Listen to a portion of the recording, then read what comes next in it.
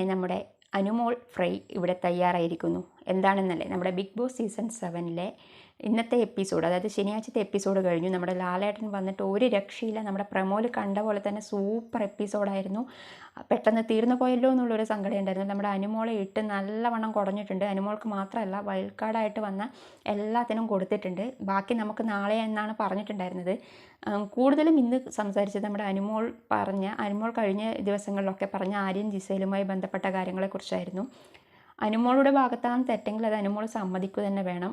അനുമോളെ ഇഷ്ടമായിരുന്നു, പക്ഷേ ഇപ്പോൾ അനുമോളുടെ ഓരോരോ ആറ്റിറ്റ്യൂഡും കാര്യങ്ങളൊക്കെ കാണുമ്പോൾ അനുമോളോടുള്ള ഇഷ്ടം കുറയുകയാണ് ചെയ്തത്. ലാലേട്ടൻ അത്രയും പറഞ്ഞിട്ടു, ഞങ്ങൾ കാണാത്ത കാര്യം നിങ്ങൾ കണ്ടോ എന്ന് പറഞ്ഞിട്ട് വരെ അനുമോൾ അത് വീണ്ടും വീണ്ടും ഞാൻ ചെയ്തതാണ് ശരി എന്നൊക്കെ പറയുന്നുണ്ട്. അതിനോടൊന്നും യോജിക്കാൻ പറ്റുന്നില്ല. എന്ത് തന്നെയാലും അനുമോൾ ഇന്ന് നല്ലവണ്ണം ഫ്രൈ ആയിട്ടുണ്ട്. നമ്മുടെ അപ്പാനി ശരത്തും രേണുസുതിയും പുറത്തായിട്ടുണ്ട്. നാളെ ശൈത്യ പോകുന്നതൊക്കെ പറഞ്ഞ് കേൾക്കുന്നുണ്ട്. എന്താണെന്ന് നമുക്ക് നാളത്തെ എപ്പിസോഡ് കണ്ടറിയാം.